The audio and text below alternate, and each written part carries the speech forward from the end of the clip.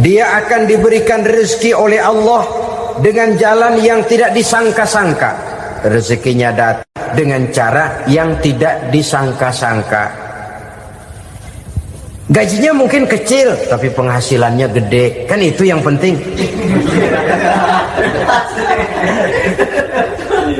Gaji dan penghasilan kan lain tuh.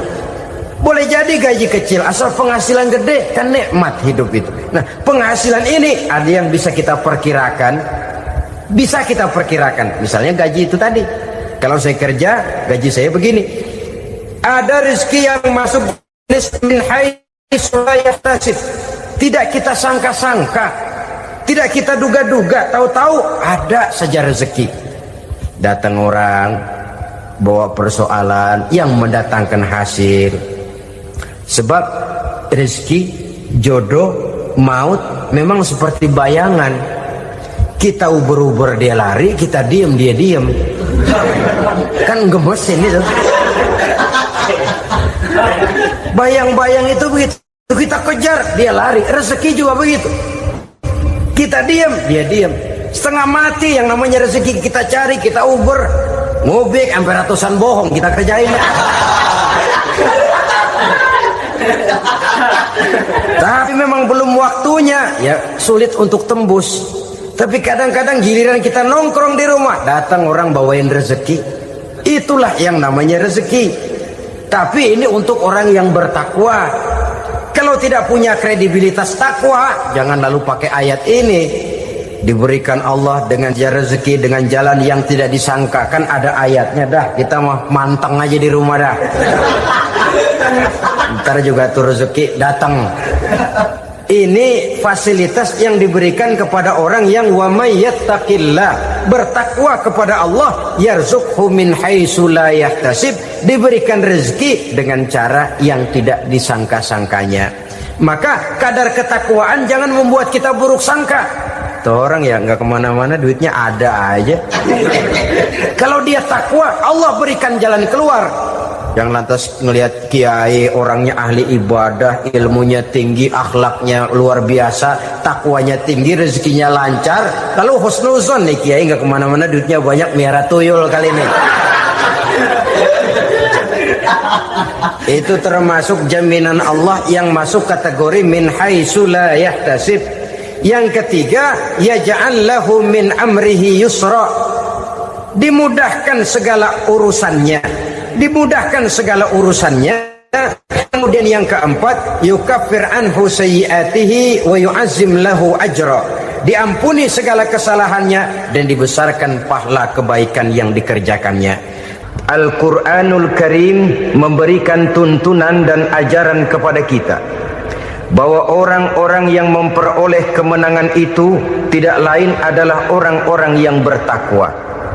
Hanyalah mereka yang bertakwa kepada Allah Subhanahu wa ta'ala pada akhirnya akan tampil sebagai pemenang. Lalu siapa orang yang bertakwa itu? Dijelaskan dalam awal-awal Al-Baqarah, orang yang bertakwa yang akan meraih kemenangan. Pertama, allazina yu'minuna bil ghaib, yaitu orang-orang yang beriman kepada yang gaib, percaya bahwa ada alam yang gaib, alam yang abstrak, alam yang tidak bisa dijangkau oleh salah satu daripada panca indera kita. Mereka percaya dan beriman kepada adanya malaikat, beriman kepada adanya iblis dan jin, beriman kepada adanya alam kubur, beriman kepada adanya alam mahsyar, beriman kepada adanya alam akhirat, beriman kepada adanya surga dan neraka. Beriman bukan cuma sekedar beriman dalam ucapan bibir saja, tetapi beriman yang nilai iman itu mampu mewarnai gerak dan gaya hidupnya. Iman yang meresap sampai ke tulang sumsum, kemudian memberikan dampak positif di dalam kehidupan manusia. Alam, kita tahu, adalah sesuatu yang selain Allah, dan Allah bukanlah alam. Apapun namanya selain daripada Allah, itu adalah alam. Alam pada hakikatnya terbagi menjadi dua. Ada alam syahadah, alam nyata, alam konkret, alam yang bisa dijangkau oleh salah satu indera kita.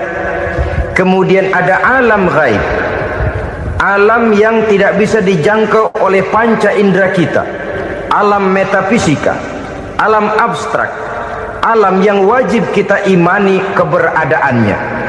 Kita percaya bahwa malaikat itu ada.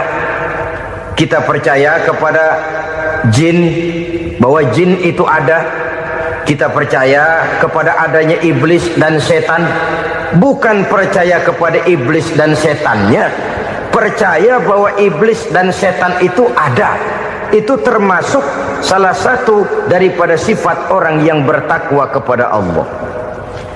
Saudara-saudara kaum muslimin rahimakumullah, kecenderungan pembangunan yang lebih bersifat materialistis biasanya menggeser aspek kehidupan rohani.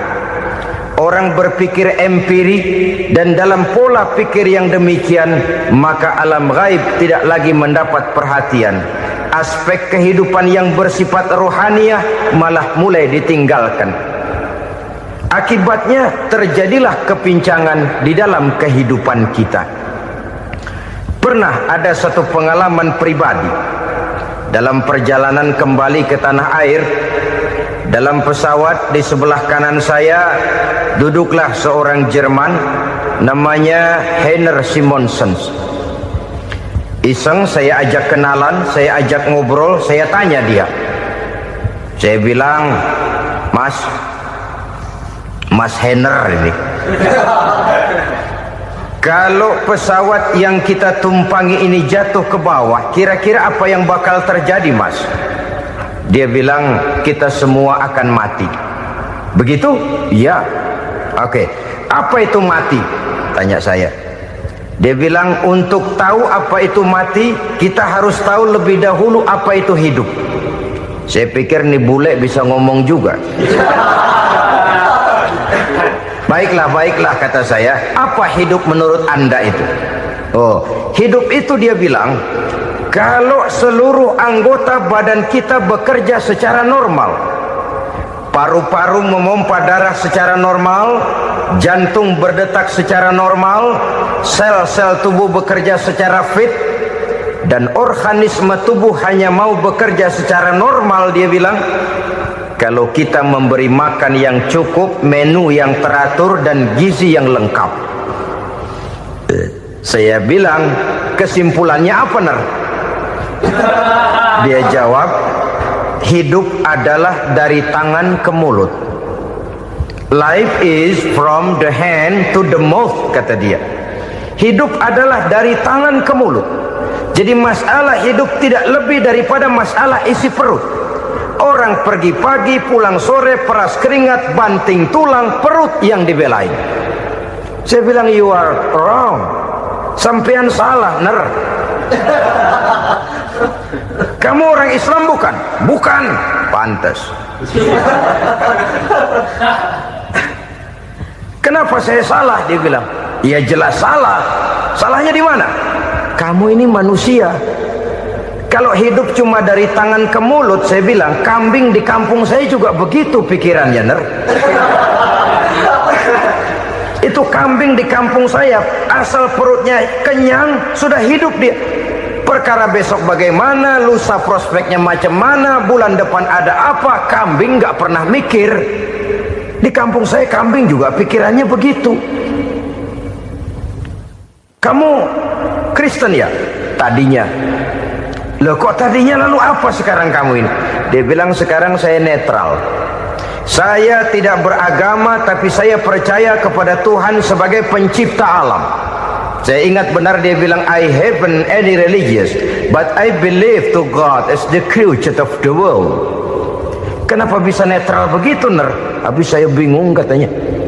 Islam bilang Islam baik, Kristen bilang Kristen baik, Hindu Buddha bilang Hindu Buddha baik, semua agama baik. Saya netral sekalian, nggak beragama. Yang penting saya percaya kepada Tuhan. Saya bilang, Ner, kamu ini kayak orang mau beli celana. Lalu bingung, yang satu bilang Levi's bagus, yang satu bilang Blue Jean hebat, yang satu bilang Wool England hebat, celana ini hebat, celana itu bagus, celana ini hebat, semua celana bagus, kamu bingung, akhirnya netral, tidak pakai celana. Itu juga salah. Saya pikir-pikir, kemudian saya melihat bahwa dua pola berpikir Henner ini nampaknya sudah mulai menggejala di lingkungan masyarakat bangsa kita. Disadari atau tidak, secara jujur kita harus berkata, dua pola pemikiran Henner ini mulai berkembang di tengah masyarakat bangsa kita. Pertama, pola pikir materialisme. Hidup adalah dari tangan ke mulut. Masalah hidup tidak lebih masalah isi perut. Itu yang perlu dibela, dan disitulah arti kehidupan. Pergi pagi, pulang sore, peras keringat, banting tulang untuk mempertahankan perut. Kalau sudah kemari cara orang berpikir, maka buat apa percaya kepada yang gaib? Untuk apa sholat? Untuk apa puasa? Untuk apa zakat?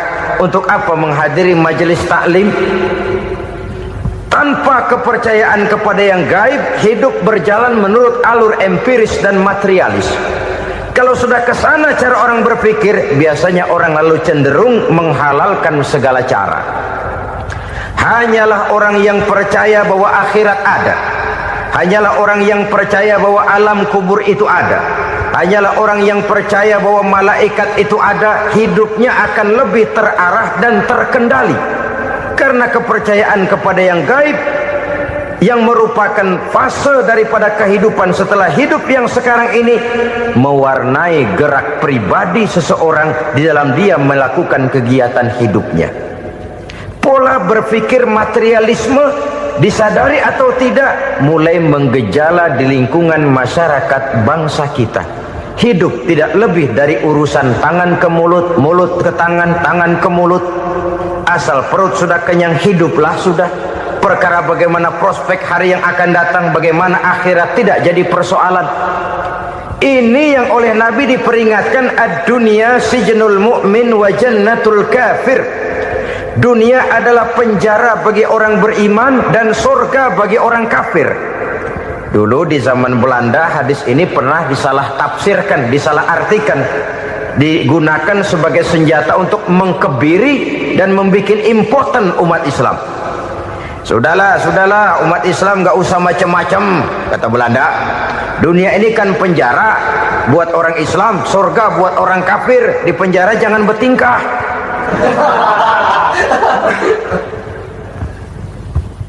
Pengertiannya tidak begitu.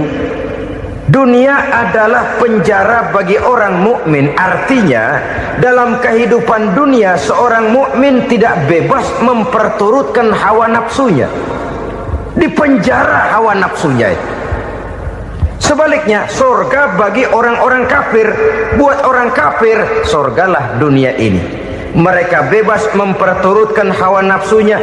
Dilarang tidak terlarang, dicegah pun tidak tercegah. Mereka hidup menurut alur bisikan nafsu mereka sendiri. Kemudian bila ajal datang, maut merenggut nyawa, selesailah surganya sampai di situ.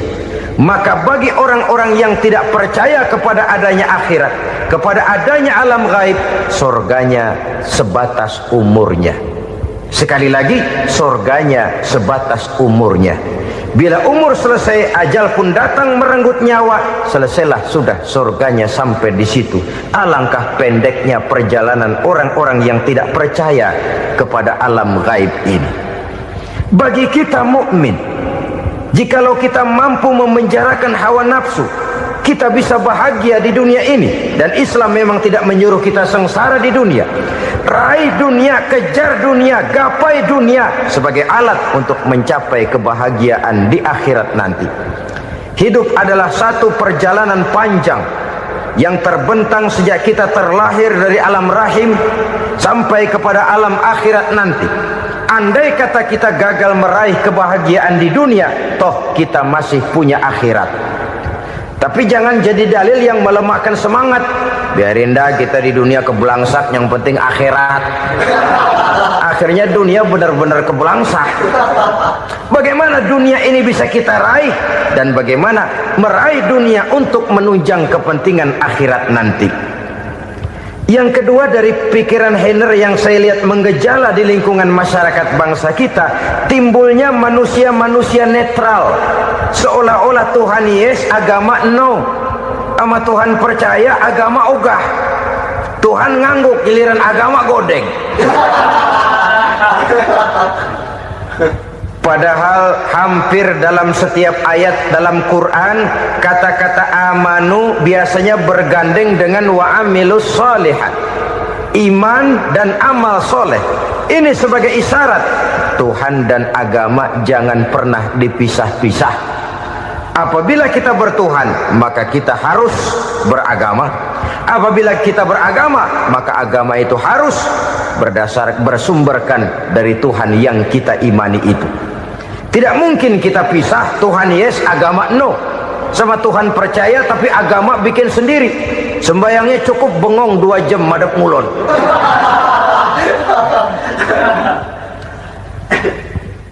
Saudara-saudara kaum muslimin rahimakumullah. Jadi dengan demikian, agama yang kita akui merupakan unsur mutlak di dalam pembangunan sekarang ini, merupakan bagian dari kehidupan yang menuntun kita bahwa di balik alam nyata ini, di balik alam syahadah ini ada alam ghaib. Dan mudabbir, murabbi, yang mengatur, yang menguasai, yang memelihara baik dia alam nyata, baik dia alam ghaib, tidak lain adalah Allah Subhanahu wa ta'ala.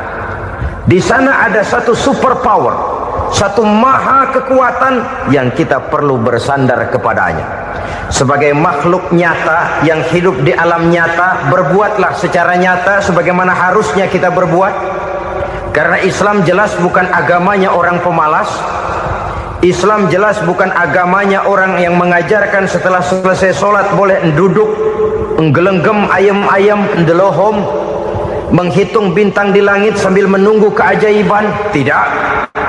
Islam adalah agama yang mengajarkan apabila sholat sudah selesai kamu kerjakan, bertebaranlah di permukaan bumi, cari karunia Tuhanmu.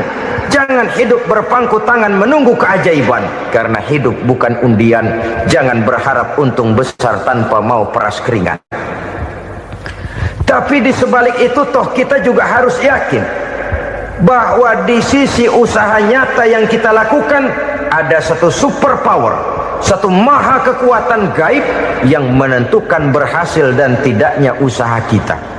Kepercayaan kepada hal semacam inilah yang mendorong kita untuk mempunyai sandaran vertikal, agar jikalau usaha ini berhasil, kita tidak lupa diri dan lupa daratan. Jikalau usaha ini gagal, kita tidak putus asa dan buruk sangka, tidak cupik pandangan dan sempit hati, tapi mampu melihat persoalan dengan kacamata putih sambil husnuzon kepada Allah Subhanahu wa ta'ala. Kita percaya malaikat itu ada yang namanya Raqib dan Atid, mengawasi gerak hidup kita sampai kepada gerak hati kita. Ini memberikan sugesti agar kita berhati-hati, tidak sejengkal tanah pun kita bisa berlindung dari pengawasan Raqib dan Atid. Ada Munkar Nakir yang akan menyoal kita di alam kubur. Ada malaikat Malik, penjaga neraka. Ada malaikat Ridwan yang menjaga surga. Kita percaya kepada adanya jin, kita percaya kepada adanya setan, iblis. Percaya kepada adanya, bukan mempercayai si setan, si iblis lalu menjadikannya sebagai teman. Tidak.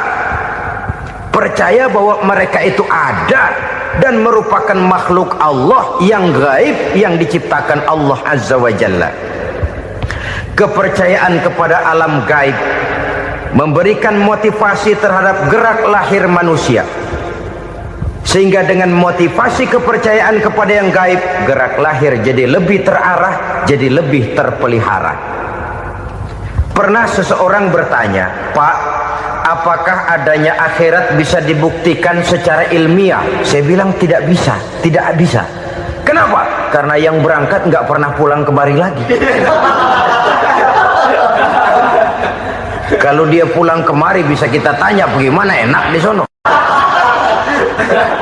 Cuma secara moral saya katakan, lebih beruntung orang yang percaya kepada akhirat daripada yang tidak. Sekarang saudara percaya akhirat ada, lalu saudara baik-baik di dunia, sholat, puasa, zakat, menolong orang lain, menebarkan kebajikan. Saudara mati, andai kata akhirat tidak ada, toh dalam hidup saudara sudah berbuat baik, paling tidak nama saudara akan dikenang sebagai orang baik. Sebaliknya, saudara percaya, kata saya, bahwa akhirat tidak ada, lalu hidup semau-maunya, tenggelam dalam maksiat dan munkarat, menentang Allah, tidak mau ruku dan sujud, lalu saudara mati, kemudian akhirat ada, ayo mau apa? Bekal tidak punya. Jadi secara moral lebih beruntung orang yang percaya kepada adanya akhirat daripada yang tidak percaya.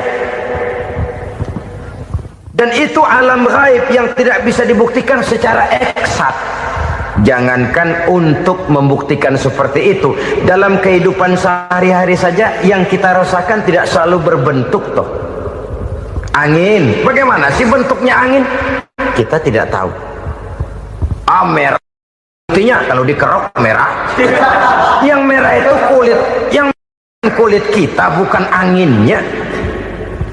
Sakit, rasa sakit itu ada, tapi bagaimana bentuk sakit kita nggak pernah tahu. Kalau kita makan cabai pedas, bagaimana bentuk pedas itu tidak ada, tapi rasa ada. Bentuk pedas hijau, cabenya bukan pedasnya. Tidak semua yang kita rasakan bisa kita gambarkan dalam bentuk yang konkret. Oleh karena itu, sekali lagi bahwa kepercayaan kepada alam yang gaib mampu memberikan satu sugesti yang menata kehidupan seseorang lebih lurus, lebih terarah, dan lebih terkendali. Maka wajar kalau kepercayaan kepada yang gaib mengantarkan seseorang untuk meraih kemenangan. Kenapa? Dia percaya kepada yang gaib, bahwa akhirat ada, bahwa alam kubur ada, bahwa pertanggungan jawab itu ada. Maka dia lalu tidak hidup saenae udele dewe, gitu loh. Tidak hidup menurut seleranya sendiri, terarah, teratur. Ini cirinya yang pertama, orang bertakwa yang akan meraih kemenangan, mereka beriman, mereka percaya kepada yang gaib. Bahkan hal-hal konkret saja selalu berangkat dari yang gaib. Saudara-saudara, para remaja, para pemuda sekarang ini tidak pernah tahu toh siapa yang akan jadi teman hidup saudara. Kita bisa saja ngerancang, mentargetkan, tapi toh akhirnya yang namanya jodoh bukan kekuasaan kita. Rezeki di luar kemampuan kita. Begitu juga ajal, maut, jodoh, ajal adalah contoh-contoh konkret bahwa pada akhirnya yang gaiblah yang menentukan. Bertahun-tahun ngelancong, emang jodoh seret nggak jadi.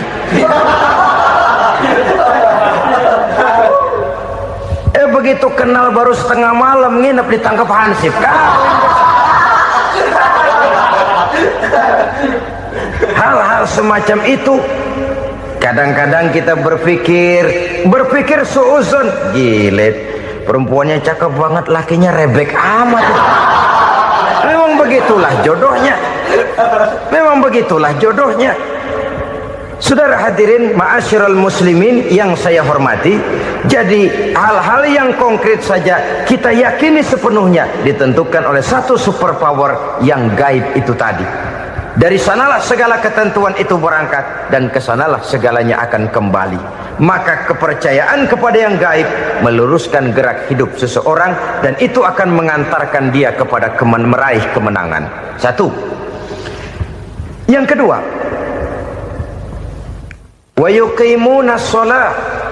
Orang bertakwa yang akan meraih kemenangan itu adalah orang-orang yang mendirikan sholat. Kenapa sholat mengantarkan orang untuk meraih kemenangan? Yang jelas, inna sholata tanha anil fahsya'i wal munkar. Sholat mampu mencegah manusia dari perbuatan keji dan munkar. Banyak filsafat hidup yang terkandung di dalam solat ini. Sejak kita wudhu sampai kita menghadap ke arah kiblat, sampai kita melakukan gerak-gerak solat, bacaan-bacaan yang ada di dalam solat, lalu sampai kepada mengucapkan salam. Banyak filsafat hidup yang terkandung di dalam solat. Umpamanya saja, setelah takbiratul ihram, mulai kita dengan solat dalam posisi berdiri. Diajarkan dalam kitab-kitab fikih agar kita melihat ke arah tempat sujud. Ini kan filsafat kehidupan. Kalau kamu solat dalam posisi berdiri, lihat tempat sujud. Jangan solat mata jelalatan, sebab nanti bisa mengurangi kekhusyuan. Jadi wajar kalau yang dikatakan bahwa yang paling afdol adalah soft yang di depan. Kenapa? Secara harfiah pengertiannya akan lebih mengundang kekhusyuan. Kenapa? Kalau kita di soft paling depan, di masjid umpamanya paling banter kita lihat tembok. Tapi kalau kita soft di tengah atau di belakang, orang-orang di depan kita pun akan kelihatan. Yang bajunya loreng, yang bajunya genggang, yang bajunya macam-macam. Kita lihat, kadang-kadang kita pikirin, ada yang bajunya bolong. Kita sholat tapi dalam hati, nih orang bajunya robek yang nggak tahu apa.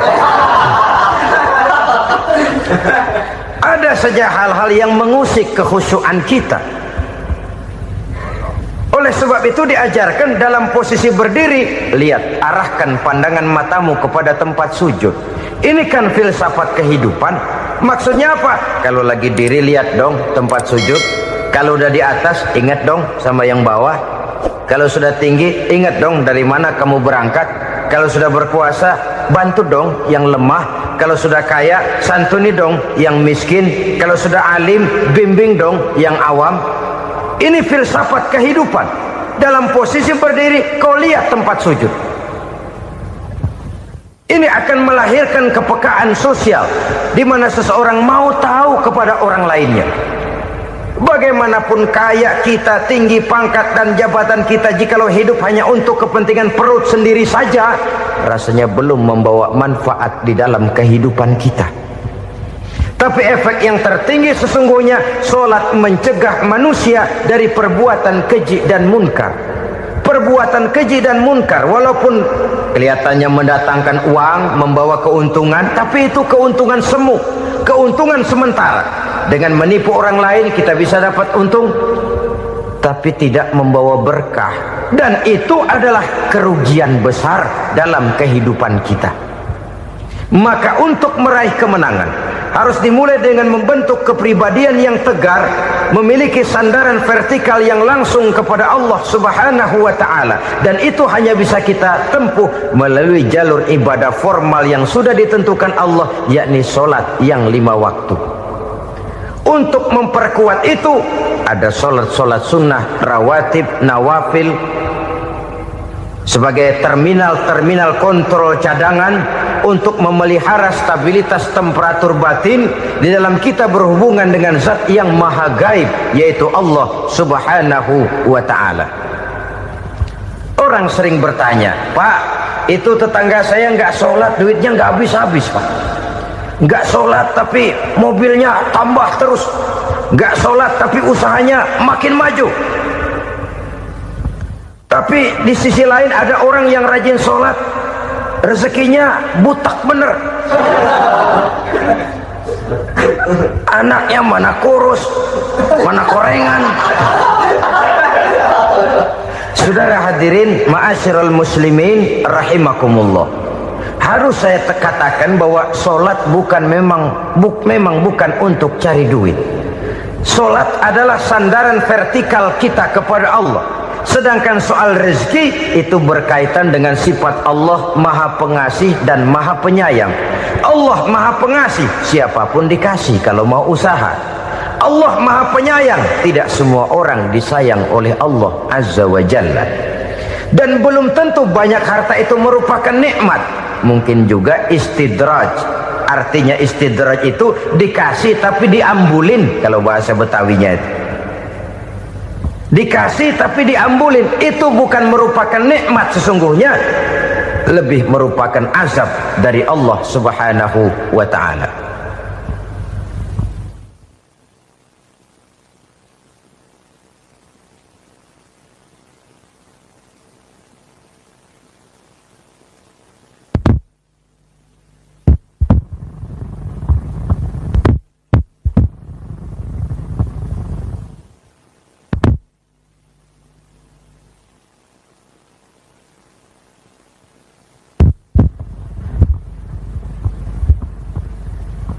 agama mempunyai sistem sholat. Dan kita umat Islam telah dituntun oleh Allah Subhanahu wa ta'ala yang wajibnya 5 kali dalam sehari semalam mendirikan sholat. Dan itu tentu berada dalam jangkauan kemampuan manusia. Pada awalnya barangkali kita memang merasa sholat itu satu kewajiban, tapi semakin kita hayati makna, manfaat dan filsafat yang terkandung di dalam ajaran sholat, semakin sampai kita kepada keyakinan bahwa sholat adalah keperluan kita. Sehingga pada waktu tertentu dinilai puncaknya, kita tidak lagi akan berkata saya wajib sholat, tapi kita akan berkata saya perlu sholat. Kalau kita sudah merasakan itu adalah keperluan kita, nah di sanalah kita baru akan merasakan ruginya kalau hal itu tidak kita laksanakan. Sepanjang kita masih berkata saya wajib sholat, kita akan lebih merasakan dia sebagai beban ketimbang sebagai keperluan. Yang jelas Allah tidak memerlukan ibadah yang kita laksanakan ini. Dengan kata lain,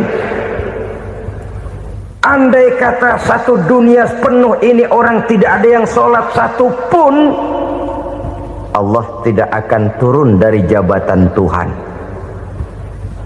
Jangan lalu berpikir kalau kita ngambek se-RW kagak sembahyang Tuhan tekor kali ini ya. Tentu tidak. Itu perlunya kita, bukan perlunya Allah. Dan pada induknya kita akan berkata saya perlu agama. Kalau secara induk kita sudah memerlukan agama, maka konsep-konsep yang ada di dalam ajaran agama itu pun adalah juga merupakan keperluan kita. Baik dia bernama sholat, baik dia bernama puasa, baik dia bernama zakat, baik dia bernama haji, seluruhnya adalah keperluan kita. Dan sesuatu yang kita perlukan apabila tidak kita laksanakan akan melahirkan kerugian di dalam kehidupan. Jangan heran kalau kita membaca riwayat perjalanan hidup para salafus soleh, orang-orang soleh. Ada yang tahajud sampai 100 rakaat, ada yang sholat malam kakinya sampai bengkak. Kita sekalinya bengkak biri-biri. Ada yang sholat membaca surah dalam Al-Quran sampai khotam Quran. Kok mau? Mereka sudah merasakan itu keperluan. Itu saja soalnya. Satu saat pun jikalau kita merasa bahwa itu keperluan saya, kita pun akan melaksanakan seperti itu. Keperluan saya dalam kehidupan. Inilah yang kedua. Yang ketiga, orang bertakwa yang akan meraih kemenangan itu, wa mimma razaqnahum yunfikun. Mereka membelanjakan sebagian daripada rezeki yang diberikan Allah kepada mereka. Mereka infakkan di jalan Allah. Ada satu dialog menarik. Satu hari seorang anak muda bertemu dengan seorang kakek-kakek yang sudah dikenalnya baik. Bertanyalah anak muda ini, "Kek, umur kakek berapa tahun?" 15 tahun, kata si kakek. "Anak kakek berapa orang?" 1. "Harta kakek berapa banyak?" 15 juta. Si anak muda ini bengong, lalu protes, "Kok kakek bohongin saya?" "Kenapa?" "Saya tahu umur kakek 70 tahun. Kenapa ngaku 15? Saya tahu anak kakek 5. Kenapa bilang 1? Saya tahu kakek miliuner, miliaran uang kakek. Kenapa ngaku cuma 15 juta? Begini, kata si kakek tadi. Benar, umur saya 70 tahun. Tapi dari umur yang 70 tahun itu baru 15 tahun terakhir ini saya merasakan ibadah kepada Allah. Meninggalkan maksiat, jauh dari segala macam munkarat. Maka yang 15 tahun inilah yang benar-benar saya rasakan sebagai umur saya. Benar anak saya 5, tapi yang 4 susah diatur. Cuman 1 rasanya nih yang bakal jadi si buah hati belahan jantung berlanjut cerita penerus sejarah. Cuma 1 ini yang saya harapkan yang akan jadi anak soleh, yang akan membuat saya menerima pensiunan pahala. Kalau yang 4 apek dah, nggak ada harapan. Yang satu nyekek botol mulu. Oh begitu, iya. Lalu kenapa kakek bilang harta kakek cuma 15 juta padahal saya tahu kakek uangnya miliaran, depositonya banyak? Ya karena 15 juta itulah yang saya ingat yang pernah saya belanjakan di jalan Allah. Saya merasa itulah harta saya yang sebenarnya. Yang miliaran yang saya simpan di bank kelak kalau satu saat saya mati akan jadi rebutan di antara anak-anak saya. Iya kalau anak saya soleh kayak yang satu ini. Kalau yang 4 tadi udah tulen dia bakal berantem dah berebut tuh. Jadi 15 juta yang saya belanjakan di jalan Allah inilah yang saya merasakan benar-benar harta saya yang sesungguhnya. Dialog ini patut menjadi bahan renungan kita bersama. Diberikan kita umur 40, 50, 60, 70, 80. Berapa tahun dari umur yang diberikan itu yang jalan mulus, yang kita gunakan untuk melaksanakan ibadah? Banyak harta kita simpan di bank, di lemari, di dompet, di tas. Tapi berapa yang sudah kita depositokan di jalan Allah yang akan menemani kita di hari kita kembali nanti? Maka orang bertakwa yang akan meraih kemenangan, wa mimma razaqnahum yunfikun, mereka membelanjakan sebagian dari rezeki yang diberikan Allah di jalan Allah subhanahu wa ta'ala. Ma'asyiral muslimin rahimakumullah, zahirnya memang kita memberikan kepada orang lain, tapi hakikatnya kita menyimpan untuk diri kita sendiri. Kita memberikan kepada yatim piatu 25.000. Zahirnya kita memberikan si yatim, hakikatnya kan kita cuma nyimpan. Saya berikan, titip kepadamu, ini untuk saya di akhirat. Kau boleh belikan baju, kau boleh belikan untukmu makan, kau boleh bayarkan sekolahmu. Ini untuk saya. Hakikatnya kita nyumbang masjid 1 juta, zahirnya kita berikan kepada panitia masjid, tapi hakikatnya kan cuma titip 1 juta ya untuk saya di alam kubur nanti. Silahkan kau boleh belikan semen, ini uang, belikan besi, belikan pasir. Saya cuma sekedar titip untuk kepentingan saya. Hakikatnya kita cuma sekedar menitip. Sebagaimanapun pada hakikatnya, apapun yang kita miliki dalam kehidupan kan cuma sekedar hak guna pakai, bukan hak milik mutlak. Harta kita, rumah kita, kendaraan kita, kebun kita, pabrik kita, hak guna pakai saja. Hak milik mutlak cuma untuk Allah subhanahu wa ta'ala. Saudara-saudara kaum muslimin rahimakumullah, ini yang ketiga.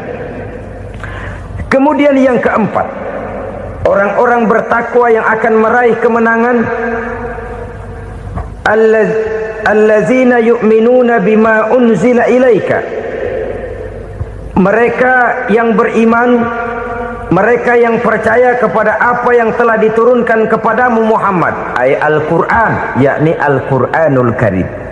Setelah percaya kepada yang gaib, mendirikan solat, kemudian menginfakkan sebagian dari rezeki yang diberikan Allah, mereka juga lalu percaya kepada yang diturunkan terhadap Nabi, yaitu tidak lain Al-Quranul Karim. Sekali lagi di sini, percaya bukan hanya sekedar percaya saja, tetapi percaya lalu menjadikan Al-Quran itu sebagai pedoman hidup. Sebab memang Al-Quran itu adalah GBHM, garis-garis besar haluan muslim. Apa yang harus kita lakukan, apa yang harus tidak kita lakukan, bagaimana mestinya kita bertingkah laku dan berbuat, seluruhnya tercantum di dalam Al-Quranul Karim. Itu sebabnya ketika satu hari Aisyah ditanya bagaimana akhlak Rasul, beliau menjawab, kana Rasulullah sallallahu alaihi wasallam khuluquhul Quran. Akhlak daripada Rasulullah tidak lain adalah Al-Quran. Jawaban simpel ini memberikan gambaran bahwa keseluruhan daripada konsepsi Quran sudah diterjemahkan dalam kehidupan Rasulullah Sallallahu Alaihi Wasallam.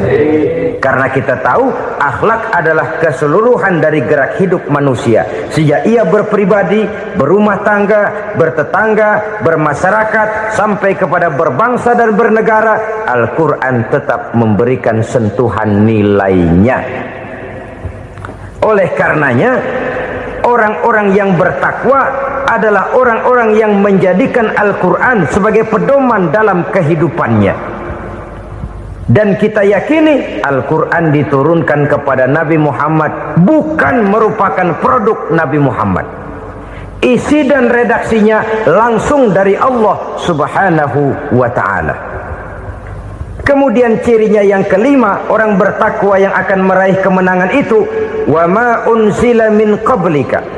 Tidak hanya sekedar percaya kepada yang diturunkan terhadap Nabi Muhammad yaitu Al-Quran, mereka juga percaya kepada apa yang pernah diturunkan kepada para nabi, kepada para rasul sebelum Nabi Muhammad.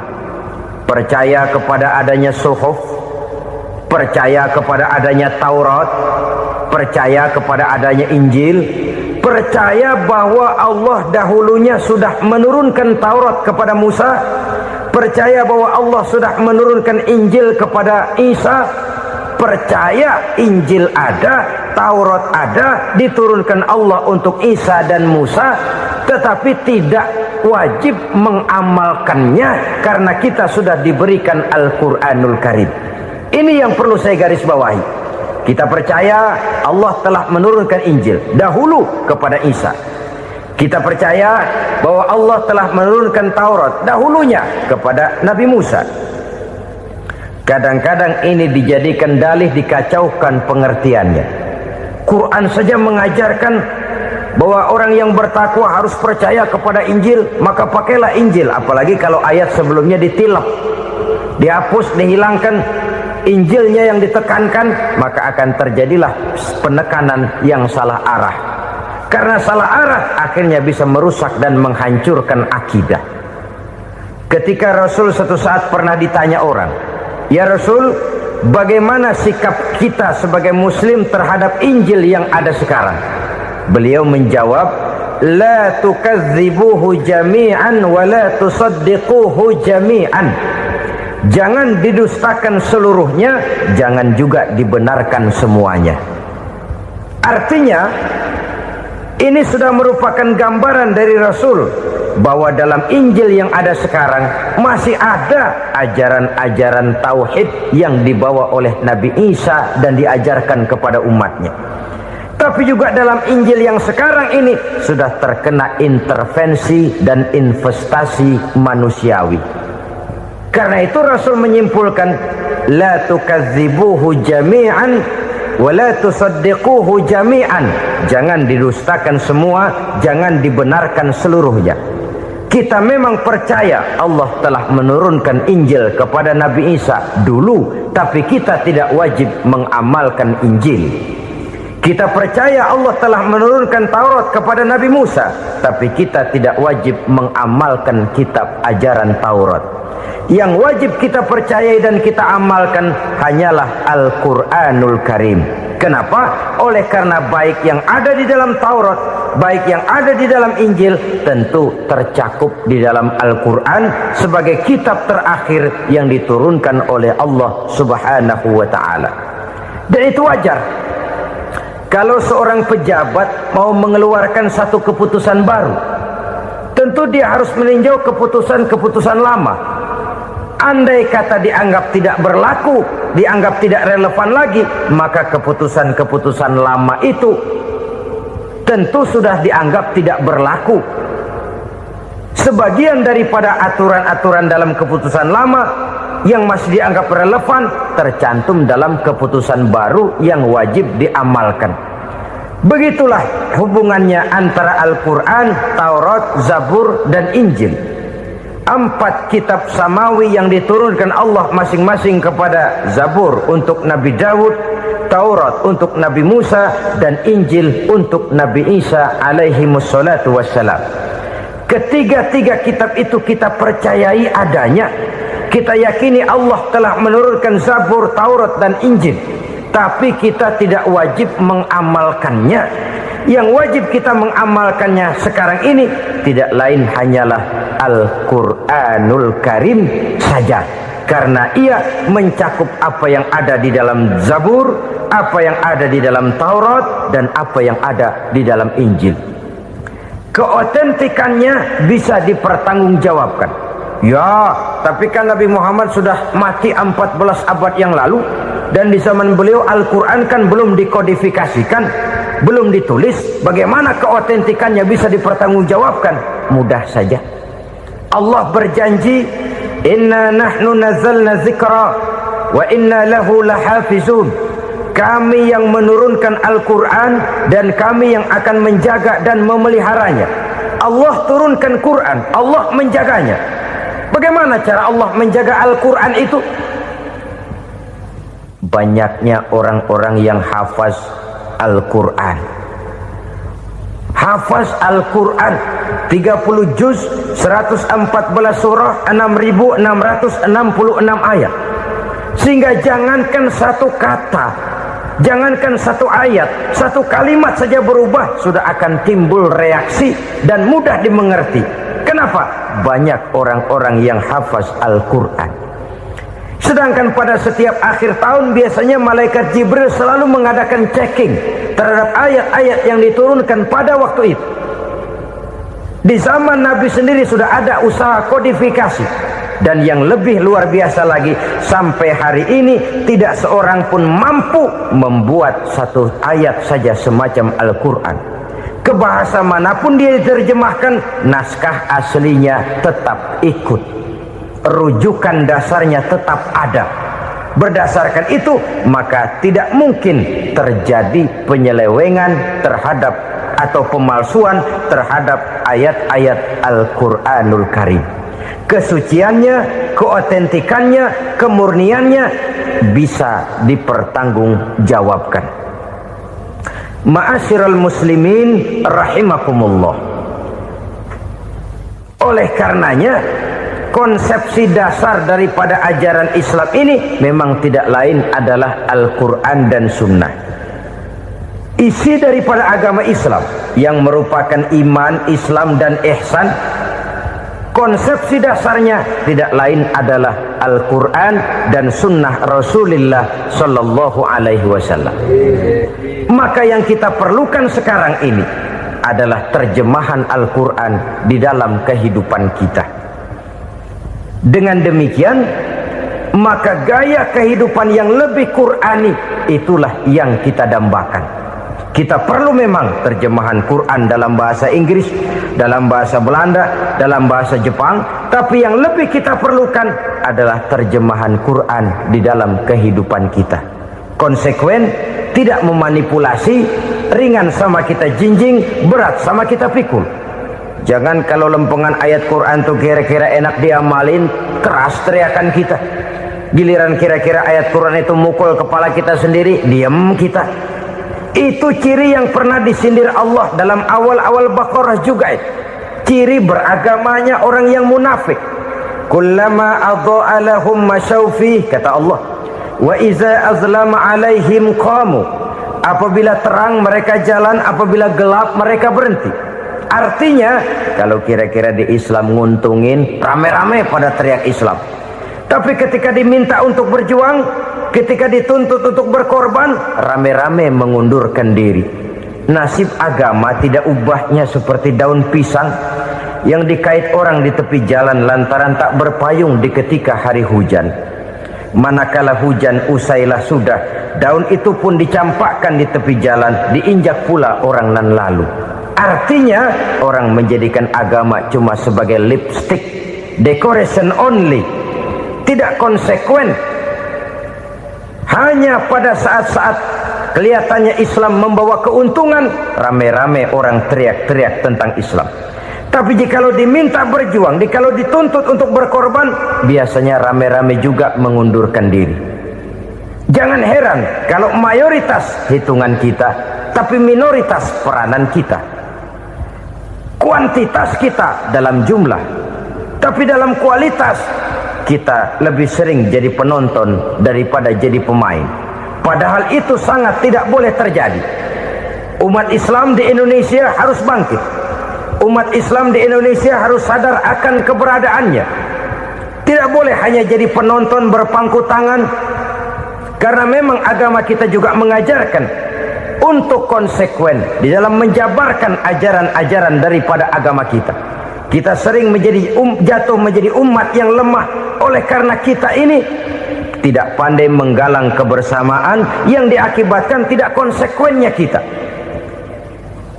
Diistilahkan bahwa umat Islam di dalam menggalang kebersamaannya itu harus seperti orang main sepak bola.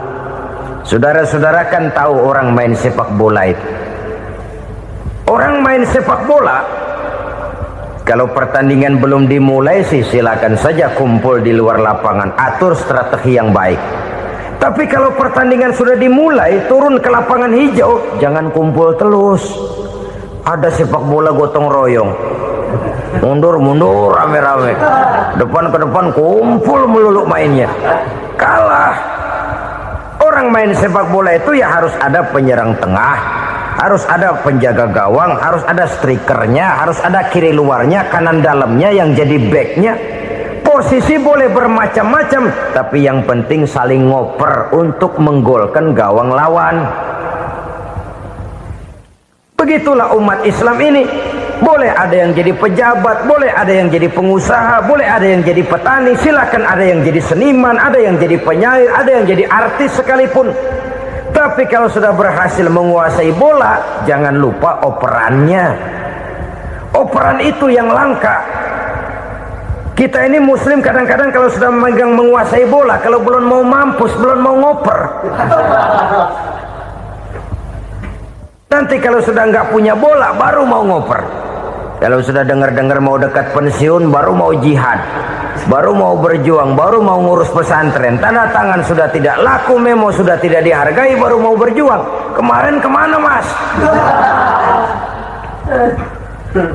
Kita tidak pandai memanfaatkan posisi. Dengan kata lain, kalau kembali kepada persoalan kita, konsekuensi kita terhadap agama yang kita anut ini belum ideal.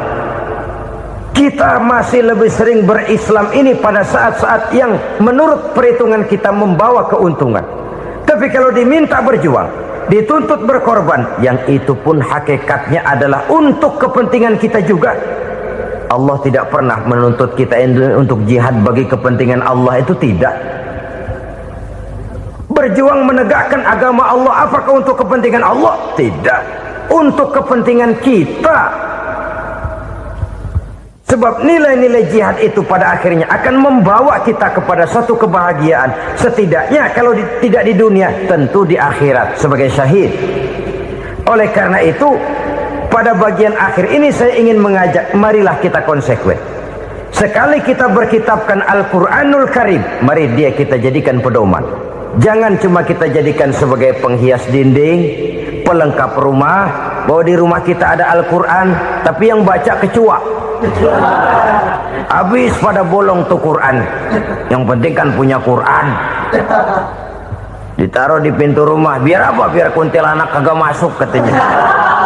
Ya apa itu nasib Quran, cuma kerjanya jaga pintu, ngusir kuntilanak, ngusir memedi. Bagaimana kita hidup menurut tuntunan Al-Quran? Kadang-kadang tidak pernah menjadi masalah bagi kita. Maka bagaimanakah Al-Quran akan mungkin membawa keberkahan dalam hidup kalau ajarannya kita injak-injak dalam keseharian kita? Mewujudkan gaya hidup yang lebih Qurani, itulah yang akan kita rintis di dalam kehidupan kita, bertahap, step by step, menurut kemampuan yang ada pada kita. Jika jalan ini tidak bisa kita selesaikan, percayalah akan ada generasi penerus yang akan melanjutkan usaha dan cita-cita mulia itu. Jadi percaya kepada Taurat, percaya kepada Injil, sekedar percaya Allah dahulunya sudah menurunkan itu, tapi kita tidak wajib mengamalkannya. Kenapa? Generasi Injil masa berlakunya sudah kedaluarsa. Taurat masa berlakunya sudah kedaluarsa. Injil pernah berlaku untuk orang Nasrani di zaman Nabi Isa. Taurat pernah berlaku untuk orang Yahudi di zaman Nabi Musa. Setelah generasinya berlalu, datang Rasul penutup yang membawa Al-Quranul Karim, maka Al-Quran itulah yang berlaku menjadi pedoman sampai hari akhir nanti. Jangan jauh dari Al-Quran, karena apabila ini kita lakukan, maka kita akan kembali kepada satu gaya hidup yang jauh dari tuntunan agama, dan itu artinya kita akan semakin jauh untuk meraih kemenangan. Saudara-saudara kaum muslimin rahimakumullah, yang keenam, yang terakhir, orang-orang bertakwa yang akan meraih kemenangan itu wabil akhirati hum yuqinun. Mereka percaya, mereka yakin seyakin-yakinnya akan adanya hari akhir, di mana seseorang akan mempertanggungjawabkan seluruh perbuatannya di dalam hidup ini, dan tidak ada satu perbuatan yang bagaimana kecilnya sekalipun yang tersembunyi dalam pandangan manusia yang tidak akan dibukakan persoalannya di mahkamah Qadi Rabbul Jalil di akhirat nanti. Itulah sebabnya maka percaya kepada akhirat disebut secara khusus. Padahal di awal tadi sudah dijelaskan yu'minuna bil ghaib, percaya kepada alam gaib, dan alam gaib ini termasuk akhirat. Kenapa pada bagian akhir disebut lagi akhirat? Karena ternyata bahwa kepercayaan kepada adanya akhirat merupakan induk dari kepercayaan terhadap adanya malaikat, setan, jin, dan lain sebagainya, dan akan lebih memberikan sugesti dalam kehidupan manusia untuk meluruskan gerak hidupnya. Jikalau satu saat tergerak hati akan berbuat kejahatan, ingin mencuri, sadarlah, awas ada akhirat. Sebab kalau kita cuma teriak awas ada polisi, itu cuma tertunda sementara. Begitu polisi meleng, embat. Kalau kita ingin berbuat jahat cuma berteriak awas ada hansip, cuma sementara ketika hansip itu ada. Tapi kalau ceritanya awas ada akhirat, mau menyeleweng awas ada akhirat, mau berjudi awas ada akhirat, mau mencuri awas ada akhirat. Keyakinan yang akan meluruskan gerak hidup manusia sehingga gerak itu jadi lebih terarah dan terkontrol, tidak merugikan baik diri sendiri, lebih-lebih orang lain. Ternyata bahwa kepercayaan kepadanya adanya hari akhirat sanggup menjadi sumber daya kontrol dari kehidupan manusia, sehingga ia tidak terjebak dalam perbuatan maksiat dan munkarat.